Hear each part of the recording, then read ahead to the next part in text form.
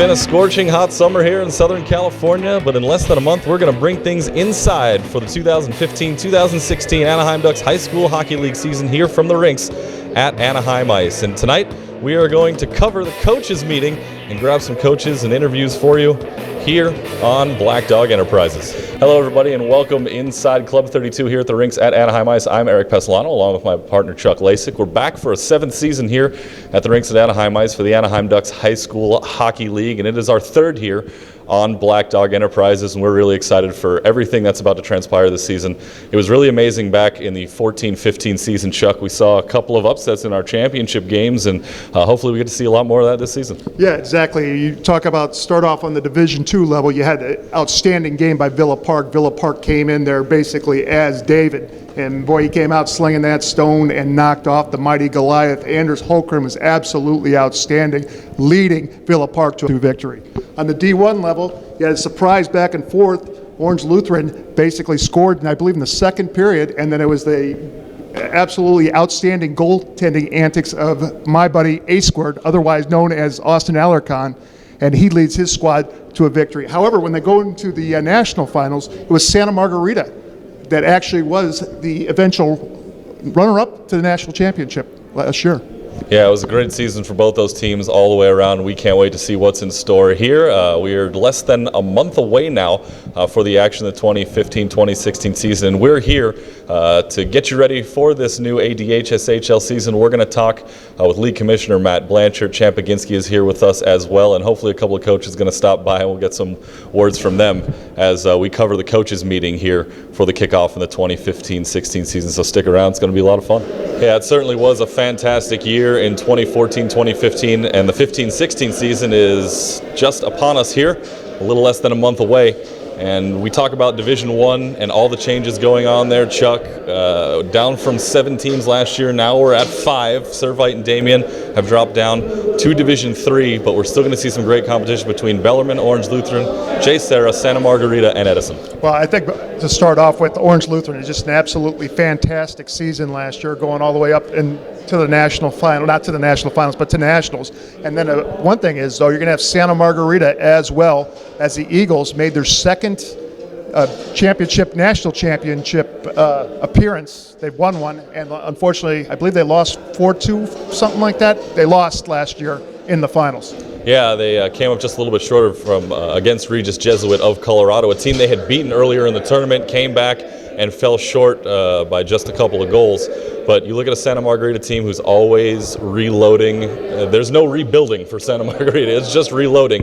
Orange Lutheran, though, they're going to have that same mentality.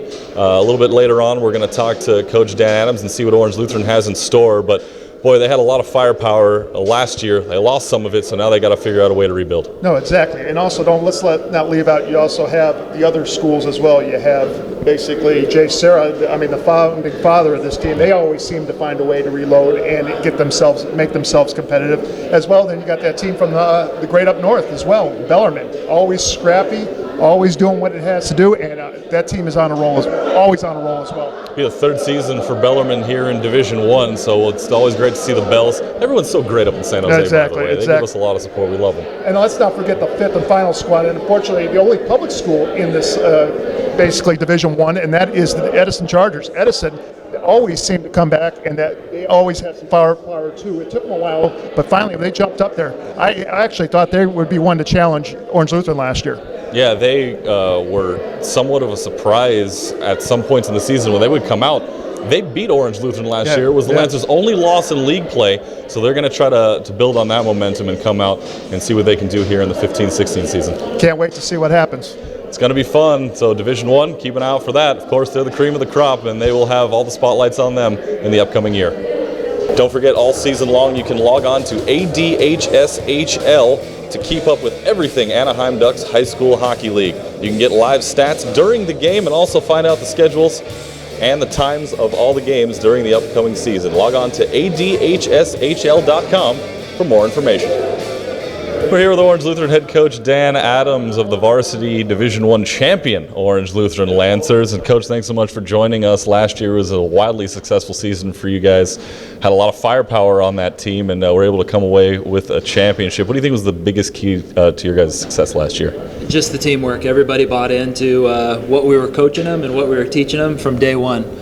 These kids, they wanted it. They wanted it bad all season. And as soon as we achieved that #1 ranking in California, I think in the first month of the season, they didn't want to let it go. So they were pretty determined.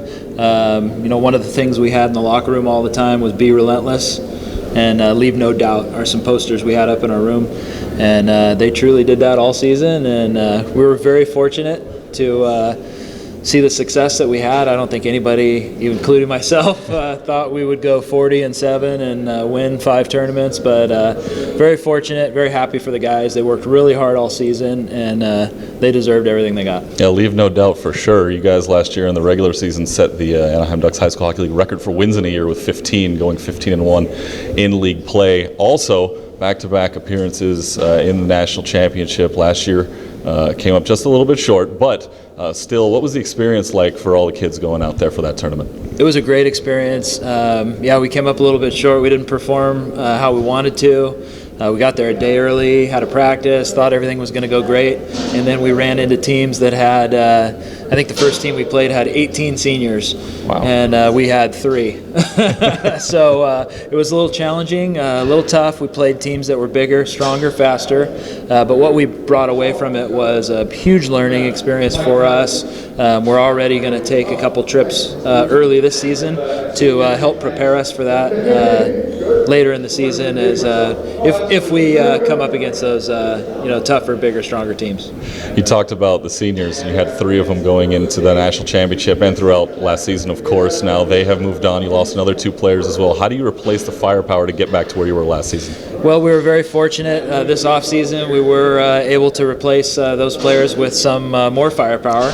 As you guys will see once we start the season, we've got some forwards that can score a lot of goals, and we picked up a couple transfers that are, I think, going to be juniors, and they're both big. So picked up some size on the back end as well.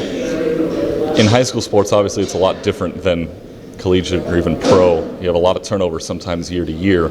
How do you adjust? Do you change your coaching style from year to year, or do you keep up the same style as you keep going along? I keep the same style, and one thing with our program is we now have 3 teams. We have over 50 players, which is very exciting, so we can start from the JV level all the way up and teach the same system so that all three teams are doing the same thing. And then when those kids get the opportunity to play on the D1 team, they already know the system. So all of us coaches are working together.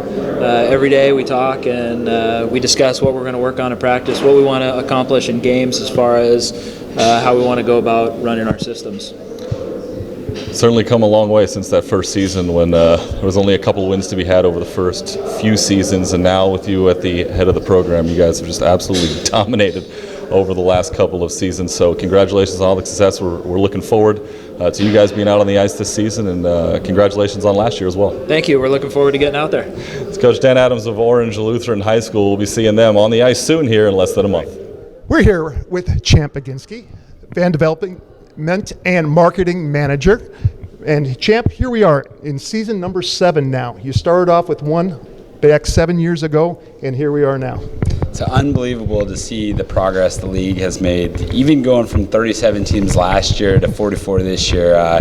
It's truly incredible, and I think the buzz about the league just continues to grow and grow and grow as the years go by. And now I asked you about this last year. I'm going to ask you again, put you on the spot. When's it going to stop? Hopefully never. I mean, that in a perfect world, never. Eventually we'd like to see the entire state being involved in the league or in a California high school hockey league. Obviously, the Western Prep hits other states, so the simple answer is hopefully never. You mentioned the expansion, and it actually expanded basically across the 5 freeway, and I think you go down to 110, and that's where you wind up in L.A. You've have your crosstown rivals now, the Kings. They start their own league. Any possibility of maybe meshing those 2 together, maybe for a championship game or something like that? Yeah, we've definitely kicked around the idea. I think this year you'll see a couple of games and maybe something special down the line. There's some surprises that are kind of going to come later down the line. Excellent, excellent. Now, from just the Ducks' perspective, how do they view the league? From the Ducks, I mean, it's kind of the golden child of the Anaheim Ducks. Just like I said, with the growth and with the buzz and how many kids get excited about the league, and truthfully, how many kids have gone on to college level and to the juniors and are playing elsewhere. It's been pretty exciting for the entire team, and we're 100% behind it and absolutely love every aspect of it. Now, you mentioned more surprises coming in. Any kind of tidbits you can give us right now? Let's see. Actually, we're still in talks with several of them, but I think the main one will be something with our crosstown friends over there, as you said, down the 5. I think there'll be some things along with that. Now, basically back in the league, you're going to have the still same events, basically the All-Star game. You're going to have the championships at the Honda Center and possibly a few more games at the Honda Center again this year? Yeah, exactly. So in mid-January, we'll have the All-Star game, both the junior varsity and varsity. That night, of course, is the Battle of the Bands, which also brings in several hundred fans to the game, which is always fun. And then again, all 3 championship games will be held. This year it's 4 championship games will be held at Honda Center. And then who knows, maybe one additional game for a Ducks Kings League championship. And now you also mentioned that we also have the WPHL. Any talks about expanding that as well too? I believe it's going to go to 5 teams this year. Up from 4 last year. So there's progress in there. I know that Matt Blanchart, our commissioner, has been in talks with numerous teams out of state, and there's a lot of interest in there. Obviously, it's a little logistically tougher for teams around here and from out of state to meet up in the middle in a city, but there's a lot of buzz about that league too. Absolutely awesome. Champion, like I said, again, here we are, started off 7 years ago with 1, and here we are now. Thanks for your time, and really appreciate it. We move on now to Varsity Division 2, where things were really interesting last season. We saw Capistrano United win the regular season title. They met up with the number 2 team, Villa Park, in the championship game at Honda Center. And Villa Park, as Chuck would say, shocked the world by coming away with a 5-3 victory over the Coyotes to claim the Division 2 championship. It was their only win they've ever had over Capistrano United on the ice in league play, and hopefully we get to see that competitiveness again this season. Exactly. You want to talk about shock the world. I think that's the biggest understatement we've ever had in this league. I'm not sure what else you could shock, but honestly, everybody expected Capo Valley going into that game to win their 2nd consecutive Division 2 championship, but they forgot about one important factor, and that was Anders Holmgren. Holmgren basically did everything but stand on his head. Heck, he could have probably stood on his head, made a couple saves anyway, but Anders Holmgren was just absolutely outstanding, not only in the beginning but the end as well. But the important part is in the beginning, he stopped that forecheck of Capo Valley early, and all of a sudden in the transition, Villa Park scored 3 goals before Capo Valley knew what was happening. They found themselves down 3-0 and found themselves almost in desperation mode by the end of the first period. Yeah, and you talk about Anders Holmgren, who last year moved into 5th place all-time on the all-time saves list in the league, and also moved into a tie for 3rd place all-time in the shutout category. So he had himself a fantastic season last year. We take a look at the rest of Varsity Division 2 with all the moving and shaking going on. Of course, Damien is going to move down from Division 1 now and play in Division 2. We also lost Conejo Valley. They have moved on to the Kings High School Hockey League.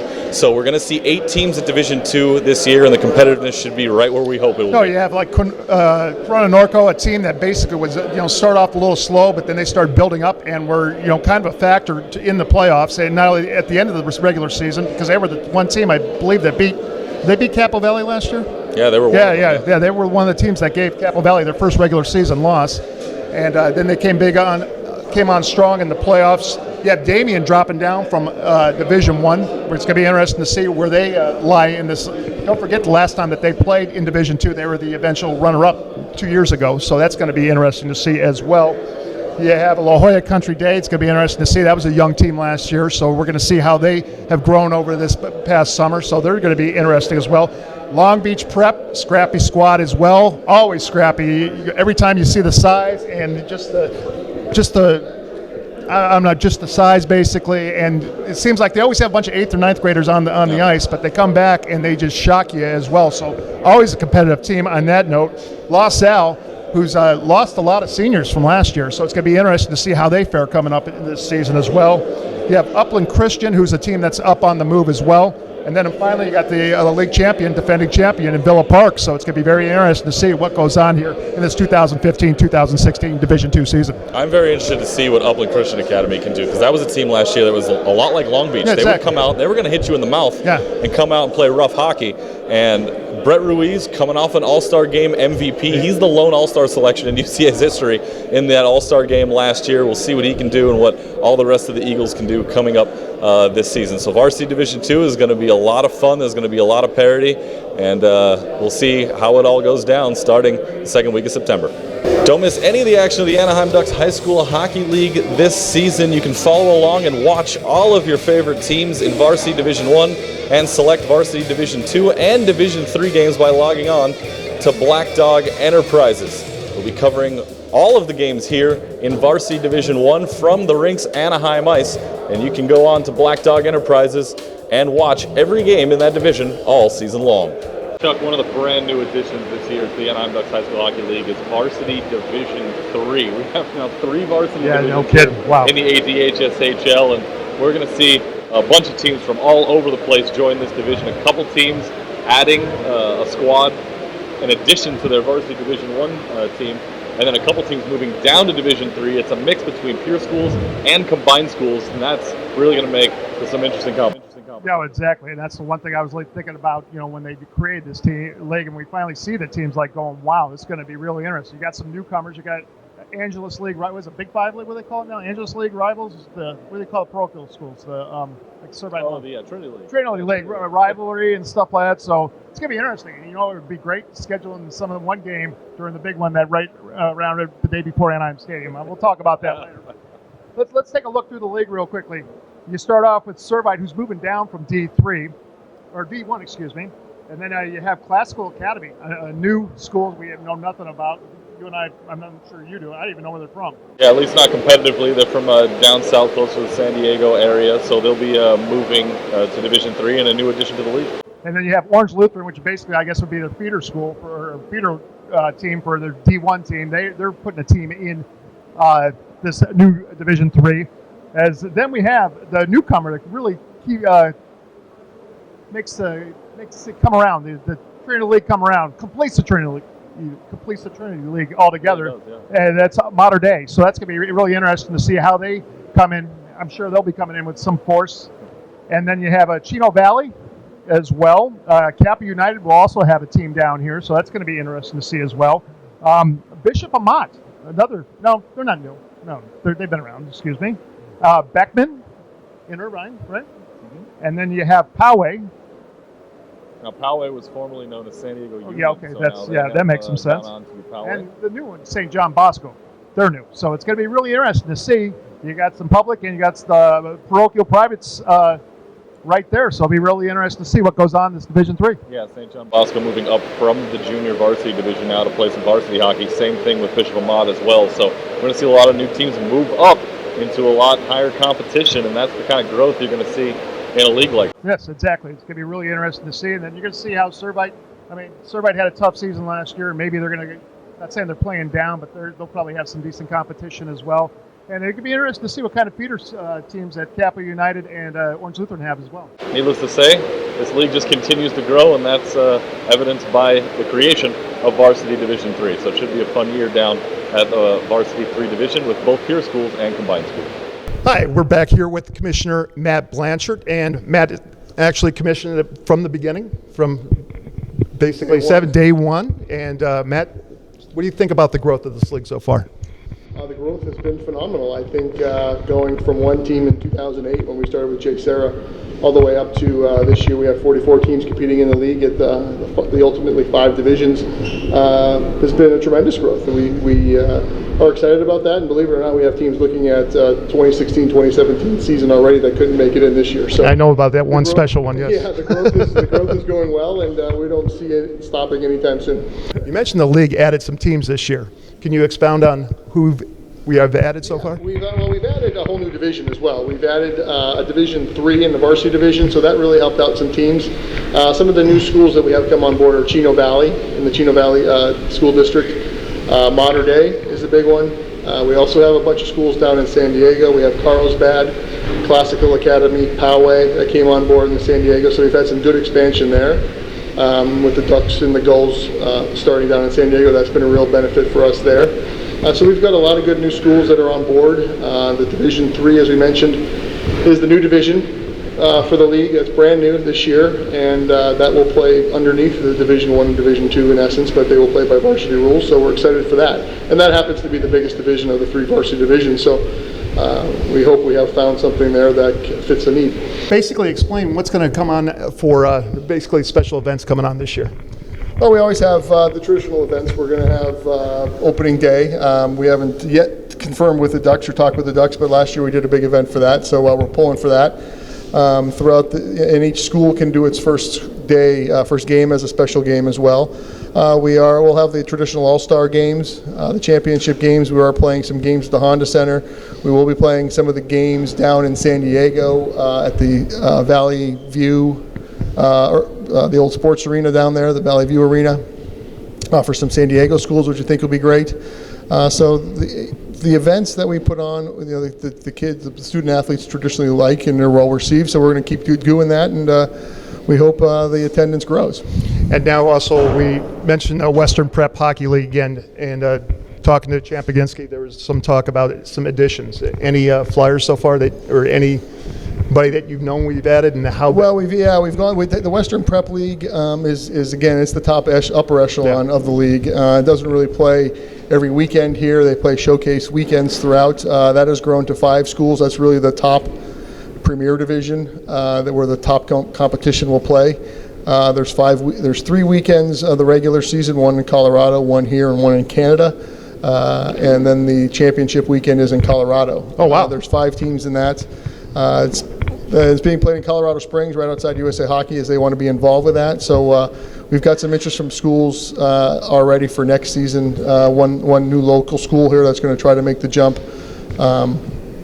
for the 2016-2017 season of the Prep League. So that's an exciting adventure. The Division 1 from our league is very solid.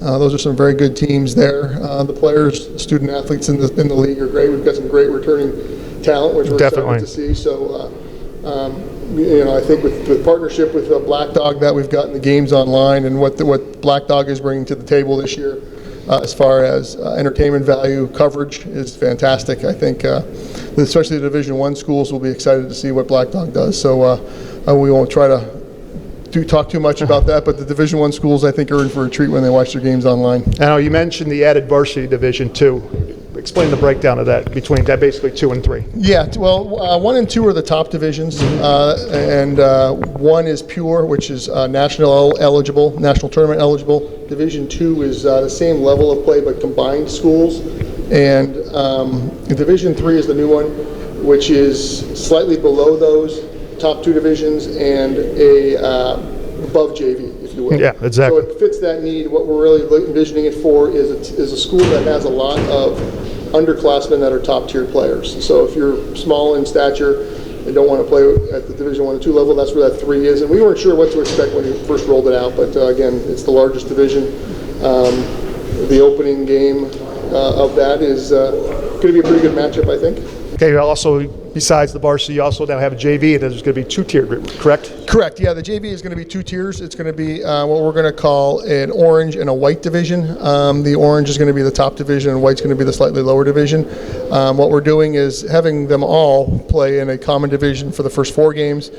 We as a league are then going to subdivide them. So we as a league will say, okay, you're the top 10, you're the bottom 12, or whatever the case may be, and then they'll have their own championship games after that.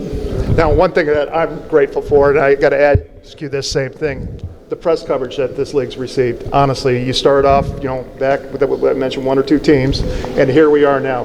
You have Black Dog, you have Cox. It's just kind of amazing. You have the register, voting coaches of the year and stuff like that. So you have. It's been exciting. Yeah.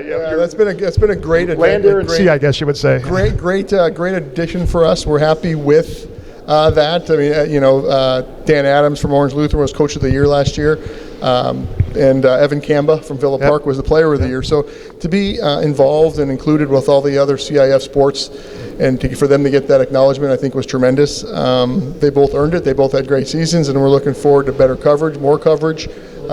We've had communications with everybody, and they want to cover the league more. So more the merrier, and more pictures and more photos, the better. And here's my question. I mean, last year was an absolutely outstanding year, probably exceeding anybody's expectations. How do you top it this year?